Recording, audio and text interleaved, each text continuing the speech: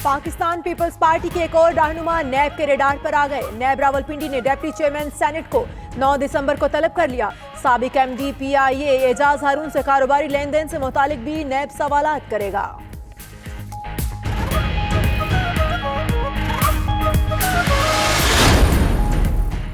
Senator शहरी रहमान की नैब और हुकूमत पर तनकीद। सक्खर में मीडिया गुफ्तगू की कि हुकूमती नाहली से आईनी बहरान पैदा हो गया है।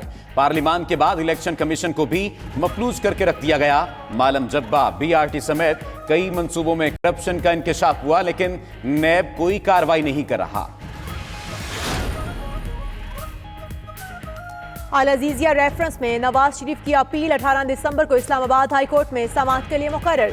सजा बढ़ाने के लिए नैब की अपील पर भी समाअत 18 दिसंबर को होगी। नवाज शरीफ ने एहतसाब अदालत की सजा कलअदम करार देने के लिए अपील दायर कर रखी है।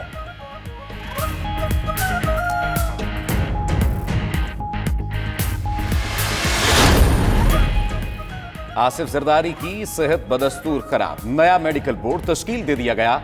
डॉक्टर शजी सिद्दीकी मेडिकल बोर्ड के सरबराह मुकर्रर। डॉक्टर साजिद, डॉक्टर नजीर और डॉक्टर मजहर शामिल। तर्जुमान पिम्स का कहना है आसिफ जरदारी जिस डॉक्टर का कहेंगे मेडिकल बोर्ड उसकी मुआवनत लेगा। मौसरी टीम के बुलंदबांग दावे मगर हकीकत कुछ और। मुल्क में माशी सरगर्मियां ताहाल महदूद, कोई बेहतरीन ना आई। एशियाई जरूरिया बदस्तूर महंगी, अफरात जर में भी जूं का तू। तमाम इशारियों का मौशी सूरत हाल से बेहतरी का कोई ताल्लुक नहीं। स्टॉक मार्केट की बेहतरी का भी आम जिंदगी पर कोई असर न हुआ। अवाम का हुकूमत से हीले बहाने छोड़कर बुनियादी सहूलियात में रिलीफ का मुतालिबा।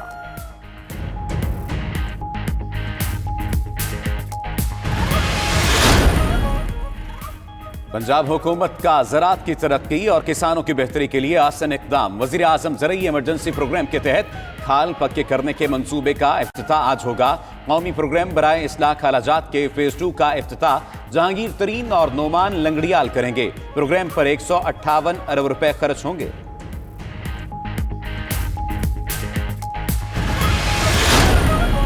ट्रैफिक मिसाइल से तंग कराची वालों के लिए खुशखबरी। शहर में 7 मेगा मंसूबे मुकम्मल। बिलावल भुट्टो आज इफ्तिताह करेंगे। शहीद मिल्लत रोड पर रना लियाकत अली फ्लाईओवर के अलावा खालिद बिन वलीद रोड और तारिक रोड पर 2 अंडरपासेस ट्रैफिक के लिए खोले जाएंगे।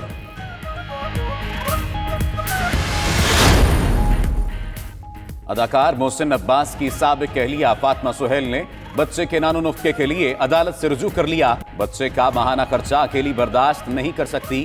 फातिमा की फैमिली कोर्ट में दरखास्त। अदालत ने अदाकार मोहसिन अब्बास से 16 दिसंबर तक जवाब तलब कर लिया।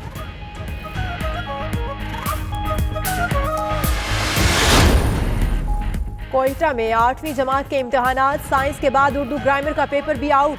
हलशुदा पर्चा जात बासानी फोटोस्टेट की दुकानों पर दस्तयाब थे। 2 रोज कबल साइंस का पर्चा आउट होने पर मनसूख हो गया था।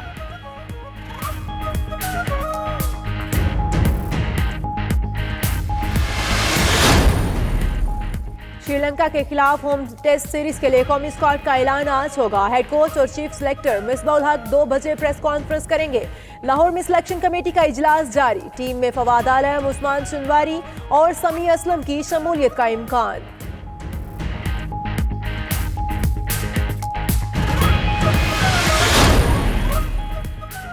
जर्मनी के जर्मन खानदान ने क्रिसमस दरख्तों की सबसे ज्यादा सजावट का रिकॉर्ड अपने नाम कर लिया। घर में 350 से ज्यादा क्रिसमस दरख्त मौजूद। दरख्तों को सितारों, फेरी लाइट्स और बल्बों से सजाया गया है।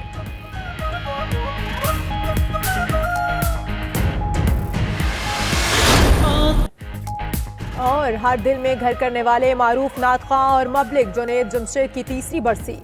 जुनैद जमशेद ने शुरुआत में गुलकारी से नाम कमाया। करियर के अरूज पर दिल बदला और मबलिग इस्लाम बन गए। अपनी खूबसूरत आवाज में मौला दिल बदल दे और इलाही तेरी चौखट समेत दर्जनों नातें पड़ी जो आज भी सुनने वालों पर वजूदतारी कर देती हैं।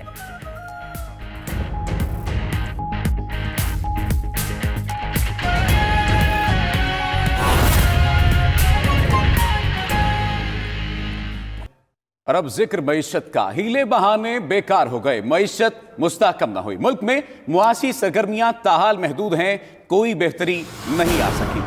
मौशी टीम के बुलंद बांग दावे मगर हकीकत कुछ और। एशियाई ज़रूरिया बदस्तूर महंगी, अफरात ज़र भी जू का तू है। तमाम एशियारियों का मौशी सूरत हाल से बेहतरी का कोई ताल्लुक नहीं। स्टॉक मार्केट में बेहतरी का भी आम जिंदगी पर कोई असर ना हुआ। वर्ल्ड बैंक के मुताबिक पाकिस्तान की GDP ग्रोथ 2.7 तक रहेगी। मौशी माहिरीन कहते हैं कि GDP ग्रोथ में 1.5 साल तक मसाइल रहेंगे।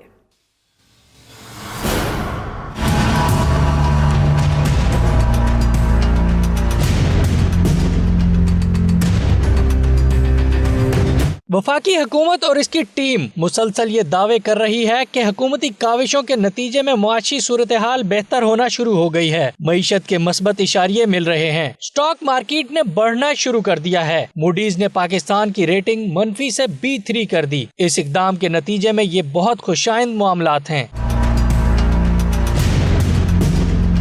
हकीकत में इन तमाम इशारियों का मुआशी सूरत हाल में बेहतरी से कोई ताल्लुक नहीं। मूडीज की पाकिस्तान की रेटिंग मनफी से B3 करना कोई बहुत इम्प्रेसिव बात नहीं है और इसका मुआशी सूरत हाल और लोगों की जिंदगियों में बेहतरी से कोई ताल्लुक नहीं है। तो हुकूमत का ये दावा भी दुरुस्त नहीं हो सकता कि मूडीज की रेटिंग से मुआशी सूरत हाल बेहतर होना शुरू हुई। स्टॉक मार्केट के बढ़ने का भी आम आदमी की जिंदगी में कोई फायदा नहीं। बुनियादी अशिया जरूरिया बदस्तूर महंगी है। अफरात ज़र इसी तरह मौजूद है। मुआशी सूरत हाल बेहतर होने का इशारिया GDP ग्रोथ होती है। गुज़िश्ता माली साल के दौरान पाकिस्तान की GDP ग्रोथ 5.7% थी। अब वर्ल्ड बैंक के मुताबिक पाकिस्तान की GDP ग्रोथ रेट 2.7 तक रहेगी। इसका मतलब है कि मुआशी सरगर्मियां महदूद हुई हैं और अभी तक इसमें कोई बेहतरी नहीं आ सकी। जब GDP ग्रोथ 5.7 से बढ़ेगी तो इसका मतलब होगा कि मौजूदा हुकूमत के इकदामात के नतीजे में बेहतरी अब आना शुरू हुई है। माहिरीन मईशत के मुताबिक इस GDP ग्रोथ में 1 से 1.5 साल तक बदस्तूर मसाइल रहेंगे। अशिया महंगी रहेंगी, कारोबार के मौके कम रहेंगे। जब तक GDP ग्रोथ में काबिल कदर इजाफा नहीं होता, आम आदमी की जिंदगी में कोई बेहतरी नहीं होगी। हुकूमत की जानिब से मौशी अशारियों में बेहतरी के ऐलानात अवाम के लिए रिलीफ का सबब न बन सके। बढ़ती हुई महंगाई ने अवाम के लिए दाल रोटी का हसूल भी मुश्किल बना दिया। तफसीलात कराची से शिराज अहमद की इस रिपोर्ट में। डॉलर की कदर में इस्तेकाम तो कभी स्टॉक मार्केट में तेजी के हुकूमती दावे, सरमायाकारी में इजाफा तो कभी खसारे में कमी के ऐलानात अवाम को सहूलत फराम न कर सके।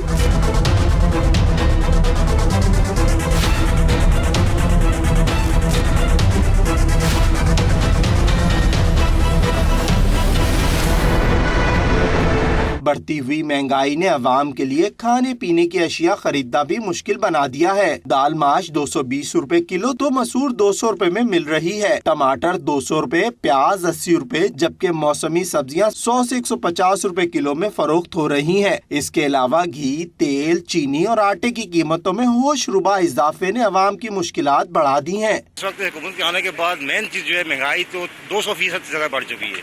अभी ये मेरे हाथ में जो सब्जी है, पहले ये 300 रुपए की ले जाता था, अब ये 700 रुपए की सब्जी एक टाइम की सब्जी है। अवाम का कहना है कि हुकूमत खाने पीने की अशिया समेत घरेलू इस्तेमाल की मसनूआत में सब्सिडी दे ताकि अवाम के लिए रोजमर्रा की इस्तेमाल की अशिया हसूल मुमकिन हो सके। इस वक्त गरीब आदमी जो है वो बिल्कुल दीवार से लग गया है ना।